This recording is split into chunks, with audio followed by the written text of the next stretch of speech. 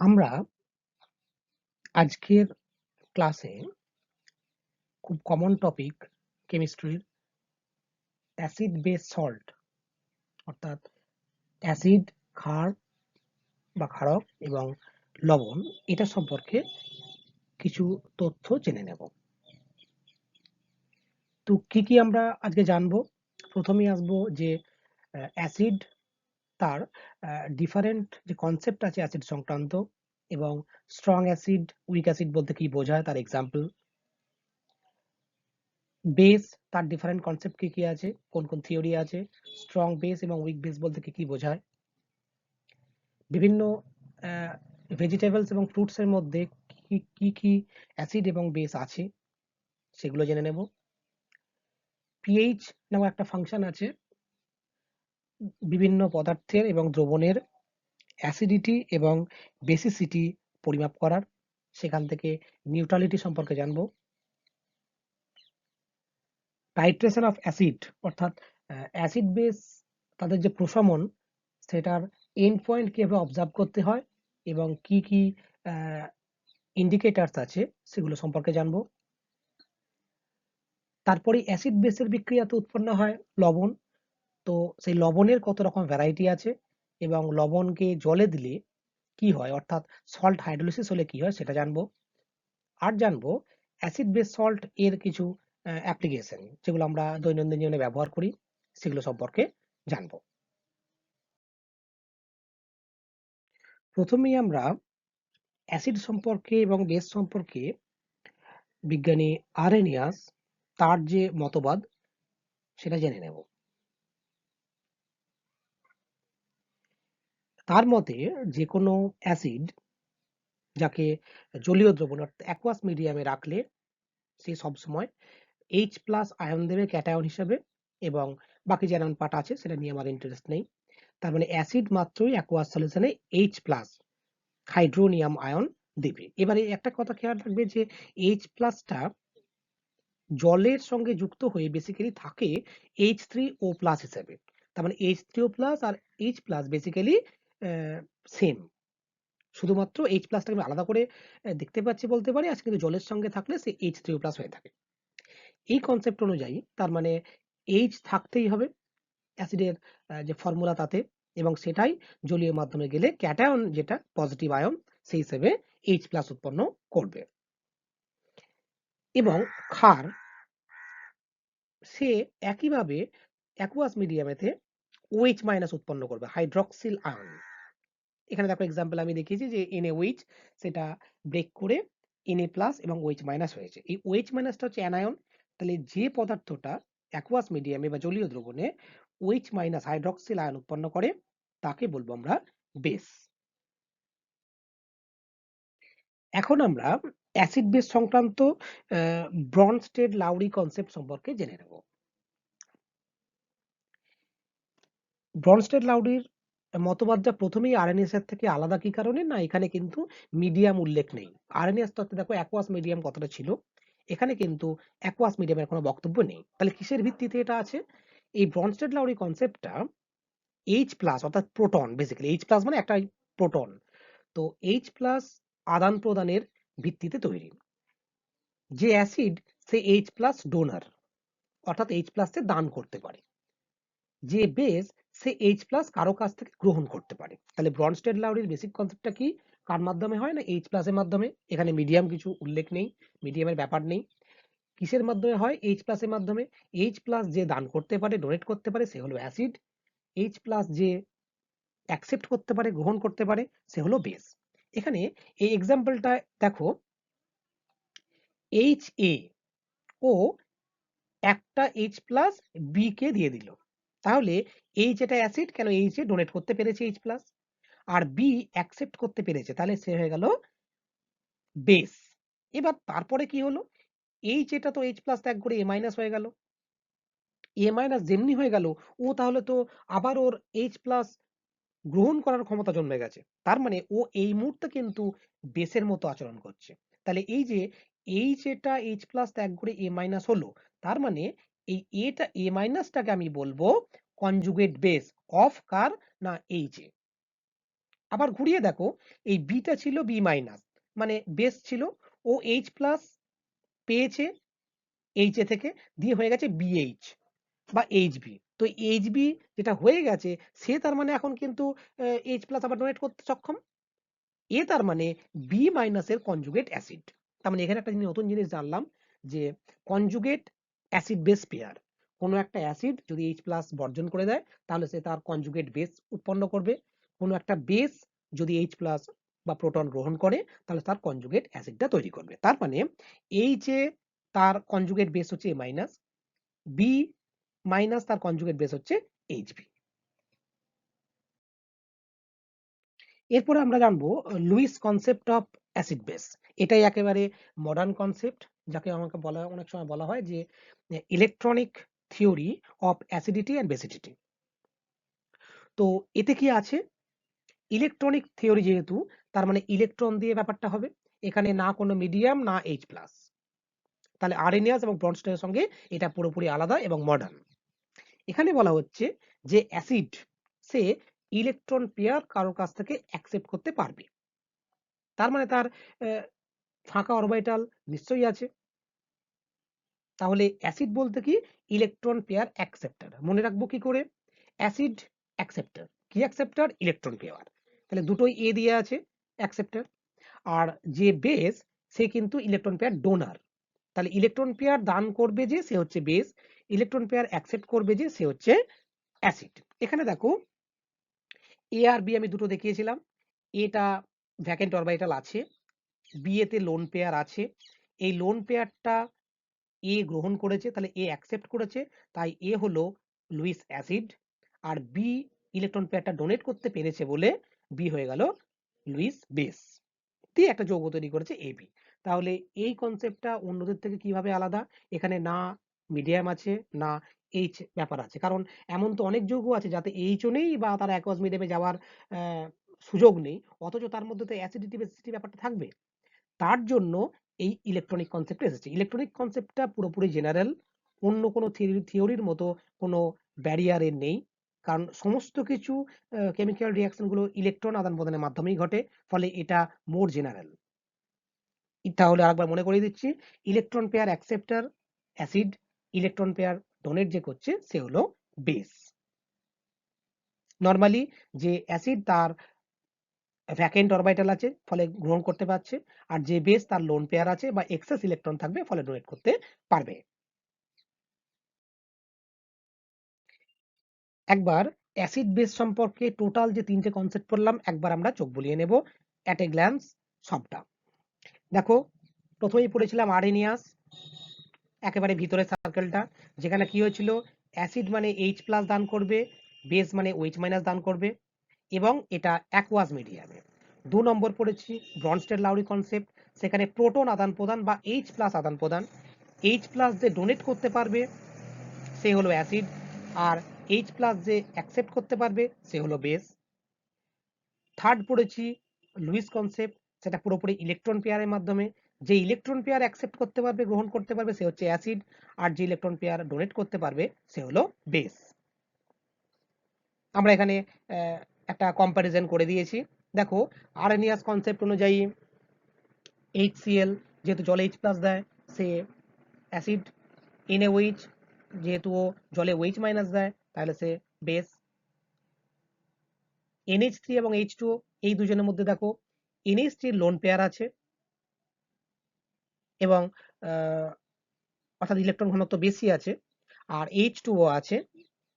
এই দুজনের মধ্যে NH3 এবং H2O এরা যদি পরস্পরের মধ্যে H প্লাস আদান প্রদান করে, তাহলেই কিন্তু এটা হয়ে যাবে কনজুগেট অ্যাসিড বেস পেয়ার। কিরকম না, মনে করো H2O একটা H প্লাস NH3 কে দিল, তাহলে হয়ে যাবে NH4 প্লাস। তাহলে এখন H2O প্রোটন দান করেছে, তার মানে বলতে পারি H2O টা ব্রনস্টেড অ্যাসিড, আর NH3 H প্লাসটা গ্রহণ করলো, সে হচ্ছে ব্রনস্টেড বেস।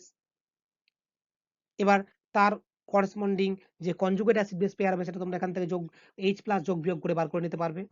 লুইস কনসেপ্ট যেটা, সেটা পুরোপুরি একেবারে ইলেকট্রনিক থিওরি, সে সেটটা BF3 NH3। দেখো BF3 এই যৌগটাতে 3টে ফ্লোরিনের জন্য বোরনের ইলেকট্রন ডেনসিটি খুব কম, কিন্তু NH3 লোন পেয়ার আছে। তাহলে NH3 লোন পেয়ার থাকার জন্য, অর্থাৎ অতিরিক্ত দুটো ইলেকট্রন থাকার জন্য নন বন্ডিং, তো সেই ইলেকট্রনটা বোরনকে দান করে দিতে পারে। তাহলে NH3টা কিন্তু ইলেকট্রন দান করলো, তাই ও বেস। আর BF3 ইলেকট্রন গ্রহণ করতে পারলো, তাই হলো অ্যাসিড, লুইস কনসেপ্ট অনুযায়ী।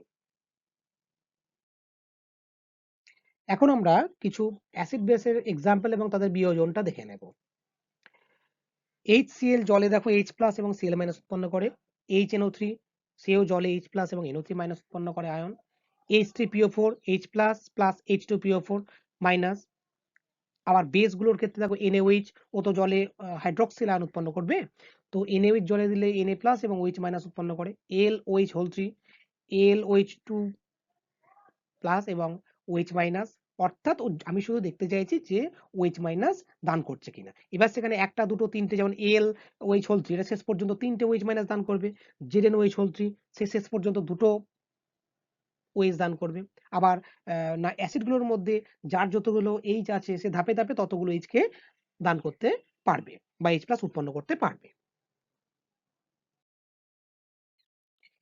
এরপর আমরা তীব্র এবং মৃদু, স্ট্রং এবং উইক অ্যাসিড বেস বলতে কি বোঝায়, কি করে চিনবো, সেগুলো আমরা দেখব। এই ছবিটা খেয়াল করে দেখো যে বাঁ দিকে এই যে লাল আর হলুদ মিশিয়ে মিশিয়ে যে ছবিগুলো দিয়েছি আমি, সেগুলো কোনো একটা অ্যাসিড বা বেসের টোটাল অণু। তারপর দেখো ডান দিকে কি হচ্ছে না, অণুগুলো ভেঙে গেছে, ভেঙে গিয়ে কি তৈরি করে না, একটা ক্যাটায়ন একটা অ্যানায়ন। এবার ক্যাটায়নটাকে প্লাস চিহ্ন দিয়ে লেখা হয়েছে, অ্যানায়নটাকে মাইনাস চিহ্ন দিয়ে লেখা হয়েছে। তো প্রথম ক্ষেত্রে দেখো কি হয়েছে না, এখানে যতগুলো অণু আছে ডান দিকে গিয়ে দেখো ততগুলো অণু কিন্তু আয়নে ভাঙেনি, খুব কম সংখ্যক প্লাস আর মাইনাস রয়েছে। তার মানে কি হয়েছে না, সব অণুগুলো আয়নে ভাঙেনি। দ্বিতীয়টা খেয়াল করে দেখো, দ্বিতীয়টা দেখো প্রায় বেশিরভাগটাই কিন্তু আয়নে ভেঙে গেছে। এবার আমরা একটা এক্সাম্পল দিই। মনে করো আমি HCl এর 100টা অণু আমি জলে দিলাম, দিয়ে আমি বুঝতে পারলাম বা হিসেব করে দেখলাম যে জলের মধ্যে প্রায় 98টা মতো H প্লাস আয়ন রয়েছে এবং 98টা মতো Cl মাইনাস রয়েছে। তার মানে 100টা অণুর প্রায় 100 ভাগে কিন্তু আয়নে ভেঙে গেছে। তার মানে যে অণুগুলো বা যে অ্যাসিড বা ক্ষার জলীয় দ্রবণে অনেক বেশি সংখ্যায় আয়নে ভেঙে যায়, অনেক বেশি আয়ন উৎপন্ন করে, তাদেরকে বলবো আমি স্ট্রং অ্যাসিড। আর যদি বেস হয়ে থাকে স্ট্রং বেস বলবো। আর যে পদার্থটা বেশি আয়নে ভাঙছে না, অর্থাৎ বেশিরভাগটাই অবিয়োজিত অবস্থায় আছে, যেমন ধরো অ্যাসিটিক অ্যাসিড, তাকে যদি 100টা অণু আমি জলে দিই, দেখবো যে হয়তো কোনো ক্ষেত্রে 20টা ভেঙেছে, 20টা অ্যাসিটেট আয়ন আর 20টা H প্লাস আয়ন পেলাম। তাহলে বাকি তো 80টা CH3 COOH অর্থাৎ অ্যাসিটিক অ্যাসিড অণু হিসেবেই আছে, আয়নে ভাঙেনি। তার মানে খুব কম সংখ্যক ভেঙেছে। এরকম যে কন্ডিশন, তখন তাকে বলবো মৃদু। যদি এটা অ্যাসিড হয়ে থাকে তাহলে মৃদু অ্যাসিড, যদি ক্ষার হয়ে থাকে তাহলে মৃদু ক্ষার। তাহলে স্ট্রং অ্যাসিড বেস বা উইক অ্যাসিড বেস, এটা শুধুমাত্র ডিপেন্ড করছে অ্যাকুয়াস মিডিয়ামে কতগুলো সংখ্যায় আয়ন উৎপন্ন করেছে। যে বেশি সংখ্যক আয়ন উৎপন্ন করবে সেটা স্ট্রং, তারপরে বেশি বিশ্লিষ্ট হয়েছে। আর যে বেশি বিশ্লিষ্ট হয়নি তাহলে সে কম আয়ন উৎপন্ন করবে, সে তার মানে উইক। স্ট্রং অ্যাসিড ধরো hydrochloric acid, nitric acid, sulphuric acid. আর উইক অ্যাসিড ধরো acetic acid, oxalic acid, formic acid, এগুলো সব উইক অ্যাসিড। বেসের ক্ষেত্রে সোডিয়াম হাইড্রোক্সাইড NaOH, তারপরে CaOH হোল 2, MgOH হোল 2, এরা সব স্ট্রং বেস। অপরদিকে আবার FeOH হোল 3, AlOH হোল 3, এগুলো কিন্তু উইক বেস। NH4OH এটাও উইক বেস।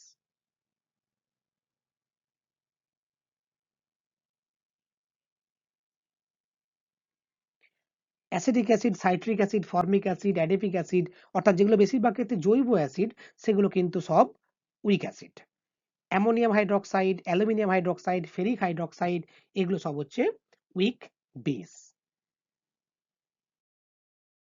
এবার আমরা একটা খুব important point, measure of acidity and basicity, অর্থাৎ আম্লিকতা এবং ক্ষারকীয়তা তার মাত্রা কতটা কম না বেশি সেটাকে সংখ্যায় প্রকাশ করার জন্য একটা স্কেল আমরা জানবো।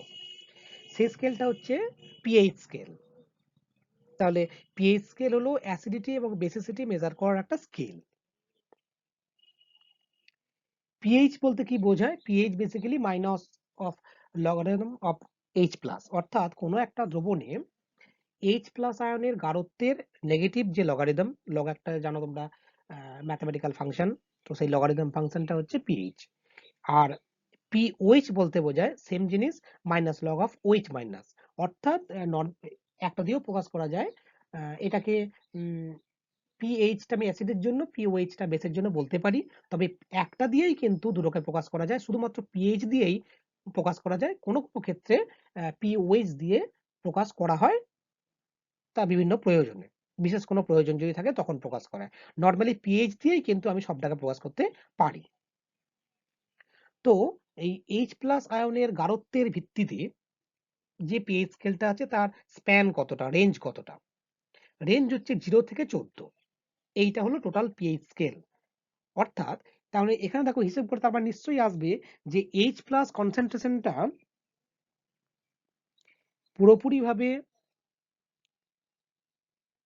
10⁻⁻14 যদি হয়ে থাকে তবে দেখো পিএইচ এর মানটা 14 আসবে। এবার 10⁻⁻14ই কেন? তার মানে এটা বেসিক্যালি এসেছে জলের আয়নিক প্রোডাক্ট থেকে। জল এইচ প্লাস এবং ওইচ মাইনাস আয়নে ভাঙে। জলের আয়নিক প্রোডাক্ট বলতে এইচ প্লাস আয়নের কনসেন্ট্রেশন এবং এই ওইচ মাইনাস আয়নের কনসেন্ট্রেশন তার গুণফল। এবার দেখা যায় যে এখানে এইচ প্লাস আয়নের কনসেন্ট্রেশনটা 10⁻⁻7, আবার ওইচ মাইনাস আয়নের কনসেন্ট্রেশন তাহলে সেম হবে 10⁻⁻7। এই দুটো গুণ করলে আসছে 10⁻⁻14। এই 10⁻⁻14 আয়নিক প্রোডাক্টটা হওয়ার জন্য স্কেলটা কিন্তু 14 পর্যন্ত। এবার 0 থেকে স্টার্ট, 0 থেকে 14 হচ্ছে টোটাল স্কেলটা, তার একবারে মিড পয়েন্ট 7। তার মানে জলের থেকে আসা এইচ প্লাস আয়নের গাঢ়ত্ব 10⁻⁻7, তাহলেই দেখো কিন্তু পিএইচ 7 আসবে। এই 7টা হচ্ছে নিউট্রাল পয়েন্ট। 7-এর যদি কম হয় তখন আমরা বলবো অ্যাসিডিক রিজন, আর যদি 7-এর বেশি হয় 7 থেকে 14 তখন তো বলে অ্যালকালাইন জোন। অর্থাৎ পিএইচ স্কেল তাহলে 0 থেকে 14। অবশ্যই এখানে একটা পার্টিকুলার টেম্পারেচারের কথা বলা উচিত ছিল, কারণ টেম্পারেচার চেঞ্জ করে যাওয়াতে জলের আয়নিক প্রোডাক্ট চেঞ্জ করে যায়। মনে করো যদি আয়নিক প্রোডাক্টটার টেম্পারেচার বাড়ানোর জন্য 10⁻⁻12 হয়ে যায়, তাহলে তখন তো পিএইচ স্কেলটা 0 থেকে 12 পর্যন্ত হতো, তাই না? তবে আমরা 25 ডিগ্রিতে নর্মালি 10⁻⁻14 এটাই আমরা মোটামুটি স্ট্যান্ডার্ড ধরে নিই, তাই পিএইচ স্কেলটাকে 0 থেকে 14 ধরা হয়। যদি স্কেলটা 12 হতো তাহলে তার পিএইচ হতো নরমাল পিএইচ, অর্থাৎ নিউট্রাল পিএইচ হতো 6। যাই হোক না কেন, আমরা এখন এই 0 থেকে 14 স্কেলটার কথায় চলে আসি। তারপরে আমরা জানলাম নিউট্রাল পয়েন্ট হচ্ছে 7। 7-এর যত নিচের দিকে যাবে, অর্থাৎ 6, 5, 4, 3, 2, 1 এরকম যত যাবে তত বেশি অ্যাসিডিক হয়ে পড়বে। আবার 7-এর যত বেশিতে যাবে তত বেশি বেসিক হবে। তার মানে পিএইচ 1 আর পিএইচ 2, এই দুজনের মধ্যে পিএইচ 1 যেটা সেটা কিন্তু মোর অ্যাসিডিক দ্যান পিএইচ 2। আবার অপরদিকে পিএইচ 8 এবং পিএইচ 10, এই দুজনের মধ্যে পিএইচ 10 যেটা সেটা মোর বেসিক দ্যান পিএইচ 8। তাহলে ক্লিয়ার এই ব্যাপারটা?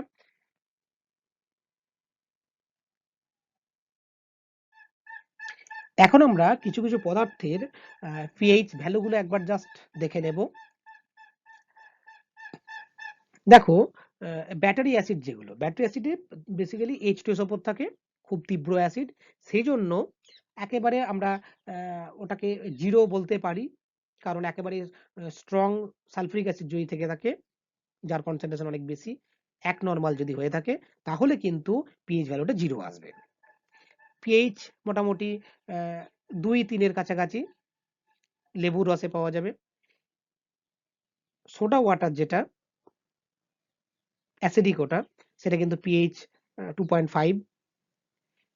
যখন অ্যাসিড রেন হয়, বায়ু দূষণের ফলে যদি অ্যাসিড রেন হয় তার পিএইচ 4.3। পরিষ্কার বৃষ্টি সেটাও কিন্তু খুব সামান্য অ্যাসিডিক, তবে খুব বেশি নয়, 5.6 এর কাছাকাছি।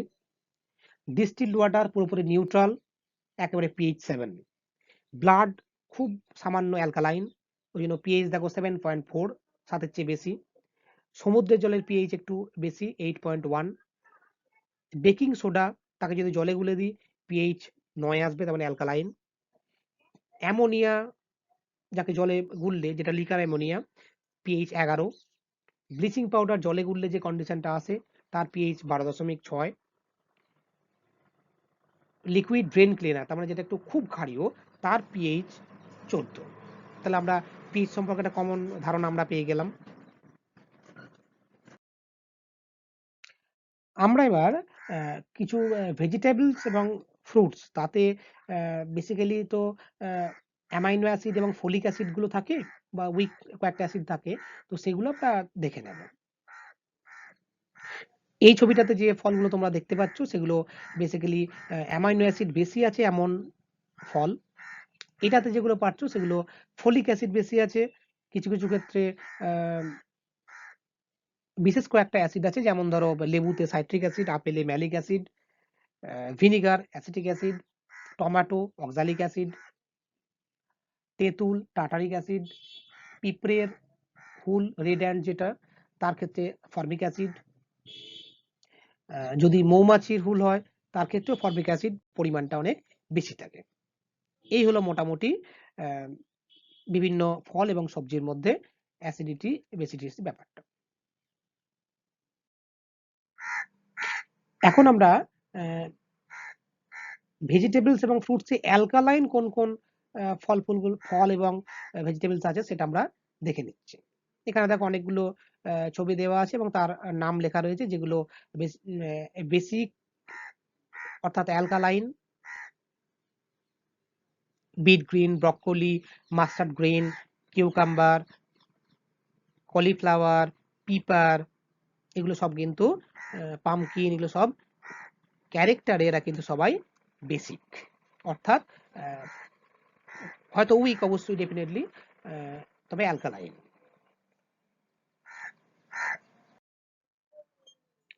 এর পরের যে অংশটা সেটা হচ্ছে টাইট্রেশন অফ অ্যাসিড বেস, অর্থাৎ যাকে আমরা বলি নিউট্রালাইজেশন রিঅ্যাকশন। ব্যাপারটা কি না, অ্যাসিড এবং বেস পরস্পরের প্রায় বিপরীত। এরা পরস্পরকে প্রশমিত করতে চায়, একে অন্যকে নষ্ট করে দিতে চায়, বা সোজা কথায় ব্যালেন্স করে দিতে চায় অ্যাসিড এবং ক্ষার পরস্পরকে। সেটা কিভাবে ব্যালেন্স করবে? আমরা নিউট্রালাইজ করা ব্যাপারটা কি, কোনো একটা অ্যাসিড তার ইকুইভ্যালেন্ট পরিমাণ বেসকে ব্যালেন্স করতে পারে। যদি দুজনের স্ট্রেংথ সমান হয়ে থাকে তাহলে তারা পরিমাণটা সমান রেখে ব্যালেন্স করতে পারে। সে আমি বললাম যে হাইড্রোক্লোরিক অ্যাসিড এবং সোডিয়াম হাইড্রোক্সাইড, এরা যদি দুটোই স্ট্রেংথ এক নর্মাল হয়ে থাকে তাহলে এর 1 ml ওর 1 ml কে নিউট্রালাইজ করবে। কিন্তু যদি স্ট্রেংথটাই আলাদা হয়ে যায় তখন কিন্তু তাদের পরিমাণটাও আলাদা হয়ে যাবে। তাহলে বেসিক্যালি কি হয়, তাহলে বললাম না যে ইকুই নর্মাল, অর্থাৎ কোনো একটা অ্যাসিড তার ইকুইভ্যালেন্ট ওয়েটের সাপেক্ষে যে তার কনসেন্ট্রেশন, অর্থাৎ নর্মালিটি, অর্থাৎ সমতুল্যাঙ্ক, কোনো একটা অ্যাসিড তার সমতুল্যাঙ্ক বেসকে প্রশমিত করতে পারে। যদি দুটোর তুল্যাঙ্ক ভার সমান হয়ে থাকে, বা যদি দুটোর তুল্যাঙ্ক সমান হয়ে থাকে, অর্থাৎ নর্মালিটি কনসেন্ট্রেশন সমান হয়ে থাকে, তাহলে তাদের পরিমাণটা, অর্থাৎ কত পরিমাণ দুজনের প্রয়োজন হবে সেটা কিন্তু পরিমাণটা সমান হবে। এখানে দেখো HCl এবং NaOH এর এক্সাম্পলে আমরা দেখেছি যে H2O এবং NaCl তৈরি হচ্ছে। তার মানে অ্যাসিড বেস বিক্রিয়াতে লবণ আর জল তৈরি হয়, যেখানে NaClটা লবণ, HNO3 প্লাস NaOH জল, এবং NaNO3 লবণ তৈরি হয়েছে। তার মানে অ্যাসিড বেস বিক্রিয়ায় লবণ আর জল তৈরি হয়। কমপ্লিট যদি প্রশমন হয় তাহলে একরকম কেস হবে, ইনকমপ্লিট হলে অন্যরকম ব্যাপার আসবে।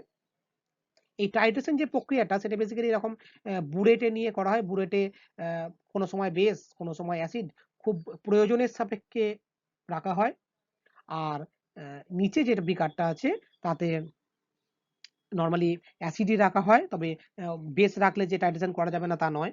হুম এবং এই নিচের বিকারটাতেই আমি কোনো একটা ইন্ডিকেটর ইউজ করে দেখতে পারি যে অ্যাসিড বেসটা জাস্ট কখন পুরোপুরি নিউট্রালাইজ করে গেছে। তাহলে ইন্ডিকেটর কি? কোনো একটা অ্যাসিড বেস রিঅ্যাকশনের ঠিক কোন পয়েন্টে গিয়ে কোন সময়ে বা কত পরিমাণ অ্যাসিড কত পরিমাণ ক্ষারকে প্রশমিত করলো, অর্থাৎ এন্ড পয়েন্ট যেটা পুরোপুরি প্রশমিত করলো, মানে যখন পুরো আর কোনোভাবে অ্যাসিড এবং বেস এক্সেস নয়, সমস্ত অ্যাসিডটাই সমস্ত বেসটাকে প্রশমিত করে দিয়েছে, রিঅ্যাকশন করে গেছে, সেই পয়েন্টটা হচ্ছে এন্ড পয়েন্ট। তো এই এন্ড পয়েন্টটা যদি কোনো কালার চেঞ্জ না হয় তাহলে আমার ক্ষেত্রে ধরা সম্ভব নয় ঠিক কখন এর চেঞ্জ নিউট্রালাইজেশনটা হয়ে গেছে। তো এই কালার চেঞ্জটাকে করানোর জন্য যা ইউজ করা হয় সেটা হচ্ছে ইন্ডিকেটর, নির্দেশক।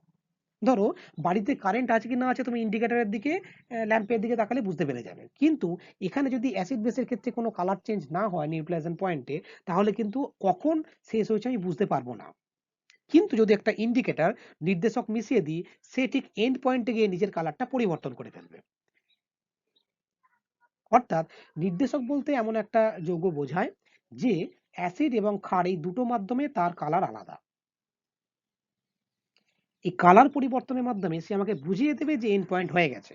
তখনই আমি কত পরিমাণ অ্যাসিড লাগলো বা কত পরিমাণ ক্ষার লাগলো আমি হিসেব করে নিয়ে নিউট্রিশন পয়েন্ট বার করে ফেলতে পারবো, বা পরিমাণগুলো তার সঙ্গে কোনো যদি গণনা থাকে সেটা হিসেব করে ফেলতে পারবো। এখানে আমি একটা অ্যাসিড বেস ইন্ডিকেটর ইউজ করে তার ছবি দিয়েছি যাতে তোমাদের বোঝাতে পারি।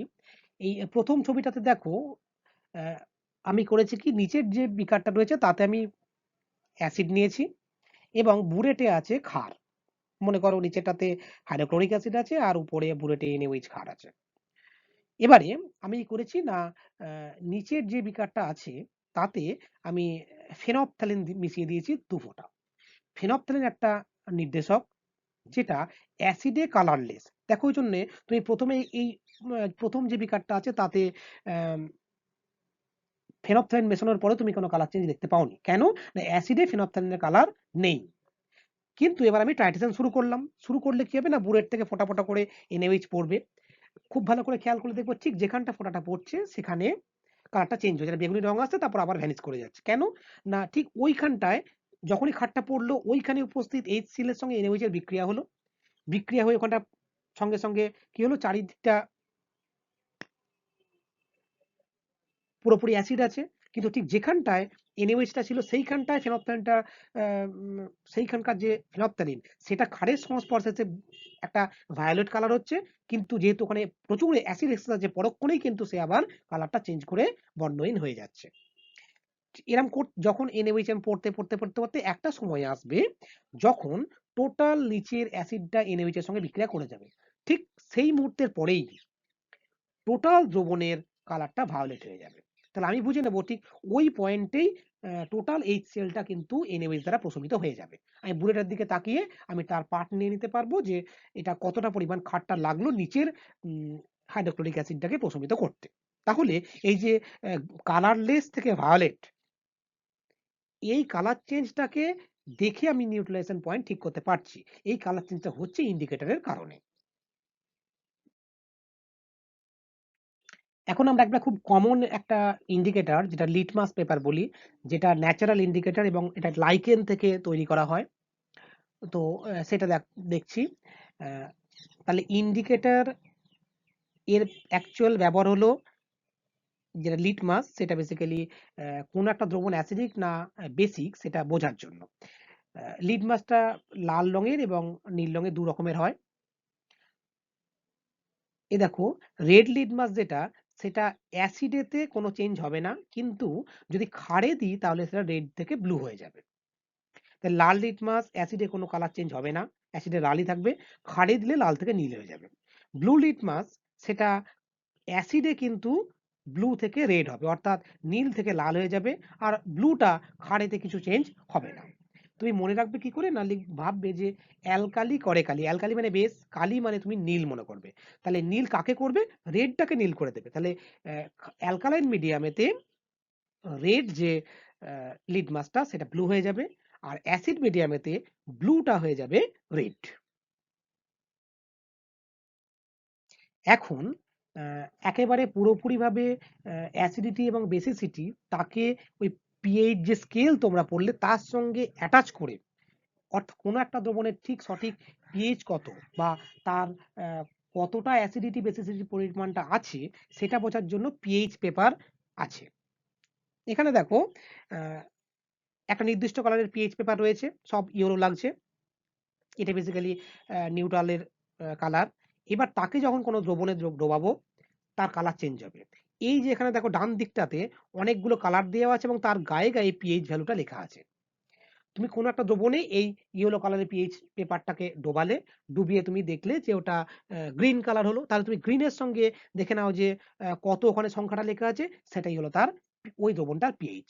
তুমি দেখলে হয়তো যে এই এক ধরনের রেড হয়েছে, তার সঙ্গে সঙ্গে ওই কালারটার সঙ্গে ওই কালারটা মিলিয়ে তার পিএইচ ভ্যালুটা কত সেটা তুমি পেয়ে যাবে। তার মানে পিএইচ পেপারটা লিটমাসের চেয়ে আরেকটু ডেভেলপড হলো, যেখানে তুমি শুধুমাত্র অ্যাসিডিটি বেসিসিটি চিহ্নিত করতে পারা নয়, তার সঙ্গে পিএইচ ভ্যালুটা কত সেটা তুমি রিলেট করতে পারলে। এখন আমরা কিছু কিছু ইন্ডিকেটর এবং তাদের কালার চেঞ্জটা জানবো, ঠিক যেমন লিটমাসেরটা আমরা জানলাম সেরকম বাকি ইন্ডিকেটর গুলো কয়েকটা যেগুলো খুব ইম্পর্টেন্ট সেগুলো জেনে নেব। মিথাইল অরেঞ্জ, অ্যাসিড মাধ্যমে ওটা রেড, ক্ষার মাধ্যমে ইয়েলো। এটা নরমালি পিএইচ ৩ থেকে ৫ রেঞ্জের মধ্যে কাজ করে। যে কোনো ইন্ডিকেটর পুরোপুরি খুব ভালো কালার চেঞ্জটা একটা নির্দিষ্ট পিএইচ রেঞ্জের মধ্যে করে। হুম? তার মধ্যে তার কালার চেঞ্জ খুব প্রমিনেন্ট বোঝা যায়। তার চেয়ে রেঞ্জটা যদি কমে যায় বা বেড়ে যায় তখন সেই কালার চেঞ্জটা অনেক সময় ধরা যায় না। লিটমাস, এটা অ্যাসিড মাধ্যমে রেড, ক্ষার মাধ্যমে ব্লু। এর পিএইচ রেঞ্জ ৫ থেকে ৮। ফেনপথ্যালিন, অ্যাসিড মাধ্যমে কালারলেস, ক্ষার মাধ্যমে পিঙ্ক। পিএইচ রেঞ্জ মোটামুটি ৮ থেকে ১০। অর্থাৎ এই যে পিএইচ রেঞ্জ গুলো বলছি, এই রেঞ্জ গুলোতে ওই ইন্ডিকেটরের কালার চেঞ্জটা বেস্ট হয়। ফলে আমাদের এন্ড পয়েন্ট ডিটেকশনে খুব সুবিধা হয়।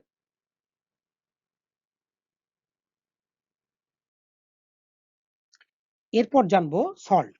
আমরা এইমাত্র জানলাম যে নিউট্রালাইজেশনে অ্যাসিড আর বেস পরস্পর রিঅ্যাকশন করে সল্ট এবং ওয়াটার তৈরি করে। তার মানে কোনো একটা অ্যাসিড এবং কোনো একটা বেস তাদের মধ্যে প্রশমনে সেটা কমপ্লিট অথবা ইনকমপ্লিট, আমি আসছি ইনকমপ্লিট কমপ্লিটটা কি, তার ফলে যে কম্পাউন্ডটা তৈরি হয় সেটা হলো দুটো, একটা জল এবং একটা সল্ট। প্রথমে আসছি নিউট্রাল সল্ট। যদি দেখা যায় যে অ্যাসিড এবং বেস তাদের পুরোপুরি টোটাল নিউট্রালাইজেশন হয়ে গেছে, কমপ্লিট নিউট্রালাইজেশন হয়ে গেছে, তখন যে লবণটা তৈরি হবে সেটা হচ্ছে নিউট্রাল সল্ট। অর্থাৎ তার মধ্যে আর কিন্তু অ্যাসিড ক্যারেক্টার বা বেসিক ক্যারেক্টার কিছুই নেই, সে নিউট্রাল। যেমন NaOH আর HCl এই দুজনের বিক্রিয়ায় তৈরি হয় NaCl আর H2O। H2O তো H প্লাস এবং OH মাইনাসের কম্বিনেশন, আর Na প্লাস আর Cl মাইনাসের জন্য তৈরি হচ্ছে NaCl, সোডিয়াম ক্লোরাইড। এই সোডিয়াম ক্লোরাইডটা দেখো টোটাল কমপ্লিট নিউট্রিশনের ফলে তৈরি হয়েছে। পটাশিয়াম ক্লোরাইড সেও তাই। তাহলে এরা হলো নিউট্রাল সল্ট, এর মধ্যে অ্যাসিড ক্যারেক্টারও থাকবে না, বেসিক ক্যারেক্টারও থাকবে না, এর বাংলাটা প্রশম লবণ। বেসিক সল্ট, যদি দেখা যায় ইনকমপ্লিট নিউট্রিলাইজেশন হয় এবং সেখানে যে লবণটা তৈরি হয়েছে তার মধ্যে বেসিক ক্যারেক্টারটা রয়ে গেছে, অর্থাৎ বেসিক ক্যারেক্টার বলতে কি, তার মধ্যে ডেফিনেটলি তাহলে হাইড্রোক্সিল মূলক থেকে যাবে বা অন্য কোনো ক্রাইটেরিয়া রয়ে যাবে, সেরকম যে লবণটা হবে তাকে বলবো বেসিক সল্ট। যেমন ধরো ferric hydroxy chloride, FeOH, Cl2। তাহলে দেখো হওয়া উচিত ছিল FeCl3, তাহলে কমপ্লিট নিউট্রালাইজ সল্ট পেতাম, কিন্তু FeOHCl2 আছে, তাহলে একটা হাইড্রক্সিল গ্রুপ রয়েছে। এই OH-টা থাকার জন্য এই সল্টটাকে আমি বলবো বেসিক, যেহেতু এর মধ্যে বেসের একটা ক্যারেক্টার রয়েছে তাই এটা বেসিক সল্ট। অ্যাসিডিক সল্ট, এটাও ইনকমপ্লিট নিউট্রিলাইজেশনের ফলে হবে, কিন্তু সেই সল্টটার মধ্যে অ্যাসিড ক্যারেক্টার থাকবে। অ্যাসিড ক্যারেক্টার থাকবে মানে কি, অ্যাসিড তো H প্লাসের ব্যাপার, তাহলে যদি ওই যৌগটার মধ্যে রিপ্লেসেবল কোনো H থেকে যায় তাহলে বুঝবো যে সেটা অ্যাসিডিক সল্ট। যেমন ধরো NaHCO3, সোডিয়াম বাইকার্বনেট, দেখো এখানে এইচটা রয়ে গেছে, এইচটা অ্যাসিডের ক্যারেক্টার, তাহলে এইচটা থাকার জন্য আমি এটাকে বলবো অ্যাসিডিক সল্ট। যদি এটা হতো যে Na2CO3 তাহলে কিন্তু এটা পুরোপুরিভাবে বলে দিতাম যে এটা নিউট্রালাইজড হয়ে গেছে, এখানে কোনো এইচ বা ওএইচ নেই। ক্লিয়ার? তাহলে কমপ্লিট নিউট্রালাইজেশনের ফলে তৈরি হবে নিউট্রাল সল্ট। যদি ইনকমপ্লিট নিউট্রালাইজেশন হয় তাহলে সেখানে অ্যাসিডিক এবং বেসিক দুটোই হতে পারে। যে সল্টটা হচ্ছে তার মধ্যে যদি এইচ থেকে যায় তাহলে তাকে বলবো অ্যাসিডিক সল্ট, যে সল্টটা হচ্ছে তার মধ্যে যদি ওএইচ থেকে যায় তাকে বলবো আমরা বেসিক সল্ট। এবার আমরা অ্যাসিড এবং বেসের কিছু একেবারে কমন অ্যাপ্লিকেশন গুলো জানবো। প্রথমে আসছি টুথপেস্ট।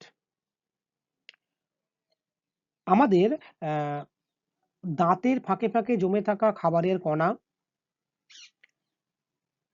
এবং সেগুলো জীবাণুর ডাইজেশনের ফলে অ্যাসিড তৈরি হয়, সেটা লালারসের সঙ্গে মেশে, অর্থাৎ লালারসটাই টোটাল অ্যাসিডিক হয়ে যায়।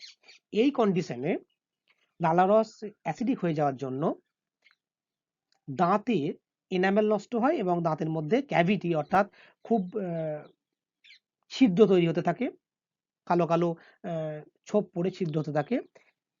তো এটাকে আমরা দাঁতে পোকা বলি বেসিক্যালি। তার মানে এইটার মূল কারণ হলো লালারসটা অ্যাসিডিক হয়ে গেছে। তাহলে এই অ্যাসিডিক কন্ডিশনটাকে নষ্ট করতে হলে আমার দরকার ক্ষার, নিউট্রালাইজ করতে হলে টুথপেস্ট হলো একটা ক্ষারীয় পদার্থ, ডেফিনেটলি মাইল্ড বা মৃদু।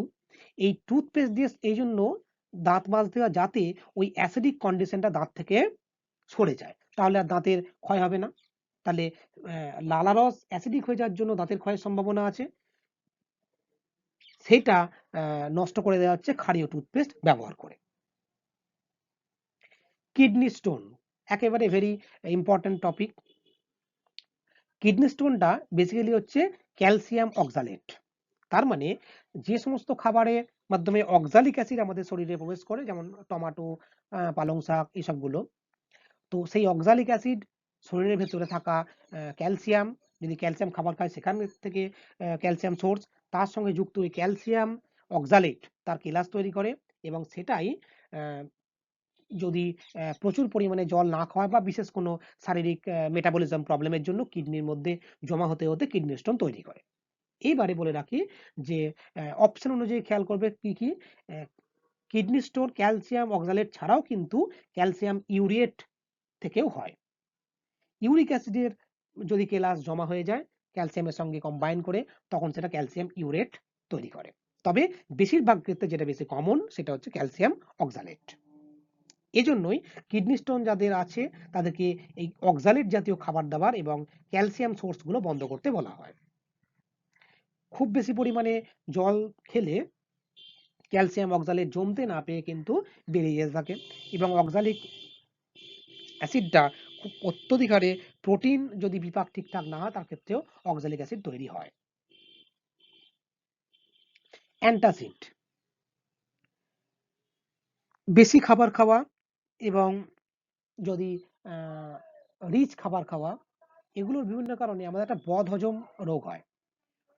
ব্যাপারটা কি না, ব্যাপারটা হলো যে খাবারের ডাইজেশনের প্রয়োজনে যতটা হাইড্রোক্লোরিক অ্যাসিড পাকস্থলী থেকে ক্ষরণ হওয়ার কথা, যদি তার থেকে কম ক্ষরণ হয় তাহলেও ডাইজেশন ভালো হবে না। আর যদি বেশি হয়ে যায় তাহলে এক্সেস হয়ে যাবে, ফুডটা ডাইজেশন করার পরেও অ্যাসিড রয়ে যাবে, সেটাও খারাপ। তার মানে যদি পাকস্থলীতে অত্যধিক হারে হাইড্রোক্লোরিক অ্যাসিড ক্ষরণ হয় ডাইজেস্টিভ প্রবলেমের জন্য, তখন পাকস্থলীতে অতিরিক্ত অ্যাসিড হয়ে যায়। এই কন্ডিশনটার জন্যই হয় বদহজম।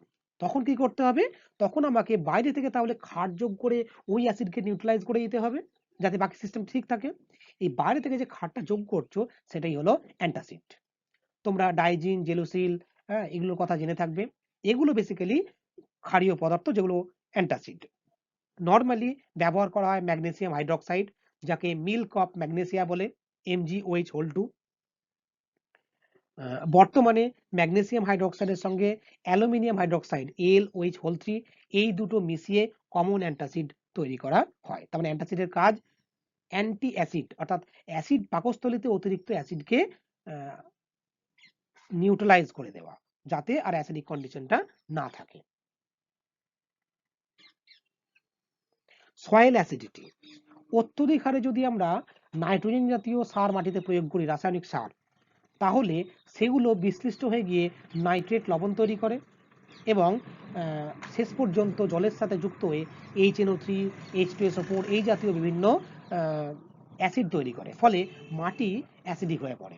আবার কোনো কোনো ক্ষেত্রে যখন অ্যাসিড রেন হয়, তার ফলেও মাটিতে অ্যাসিডিটি বেড়ে যায়। তখন কি করা হয় না, ফসল ভালো হবে না। এটাকে ওভারকাম করতে হলে, তাহলে অ্যাসিডিটি বেড়ে হয়েছে, তাহলে আমাকে বাইরে থেকে ক্ষার যোগ করতে হবে। এজন্য মাঠে চুন জাতীয় পদার্থ দেয়া হয়, যাতে ওই অ্যাসিডিটিটাকে নষ্ট করে দেওয়া হয়। আবার একইভাবে যদি এমন রাসায়নিক সার ব্যবহার করলাম যাতে মাটি মনে করো ক্ষারীয় হয়ে পড়লো, তখন তাহলে আমাকে উল্টো কাজটা করতে হবে, তার মানে অ্যাসিড যোগ করতে হবে।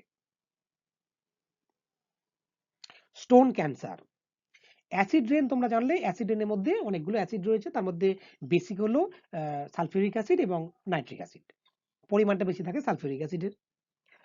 এবারে এটা যখন কোনো মার্বেল পাথরের স্মৃতিসৌধের উপরে পড়ে বা কোনো সৌধের উপরে পড়ে, তাহলে কি হবে না, মার্বেল পাথর হলো ক্যালসিয়াম কার্বনেট CaCO3, তাতে H2SO4 যুক্ত হলো, তাহলে হবে CaSO4 plus H2O plus CO2।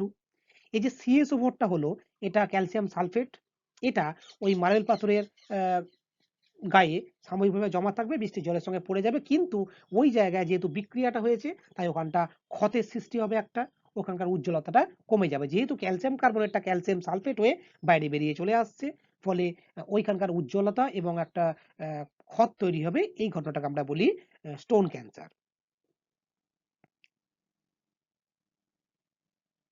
Metabolism pH, আমাদের শরীরে বিভিন্ন অংশে পিএইচ নির্দিষ্ট মাত্রায় কিন্তু টোটাল এনজাইমগুলো এবং টোটাল মেটাবলিক সিস্টেম কাজ করে। পিএইচ গোলমাল হলে কিন্তু সেটা কাজ করতে পারবে না। আমরা জানলে যে ব্লাডের পিএইচ 7.4, যদি কোনো কারণবশত ব্লাডের পিএইচ কমে যায় বা বেশি হয়ে যায়, দুটো ক্ষেত্রেই কিন্তু শারীরিক অনেকগুলো সমস্যা তৈরি হবে। আবার ধরো পাকস্থলীতে যখন পরিপাক হচ্ছে তখন প্রয়োজন অ্যাসিডিক কন্ডিশন, আবার পাকস্থলী থেকে বেরিয়ে যখন অন্ত্রে ঢুকছে তখন সেই খাবারটার পরিপাকের জন্য প্রয়োজন বেসিক কন্ডিশন, যেটা বাইল গিয়ে মিশে তৈরি করে। তার মানে বোঝা যাচ্ছে যে এনজাইমগুলো কিন্তু নির্দিষ্ট পিএইচ রেঞ্জে কাজ করে, যা খুশি তাই নয়, ফলে মেটাবলিজমের জন্য কিন্তু পিএইচটা খুব গুরুত্বপূর্ণ।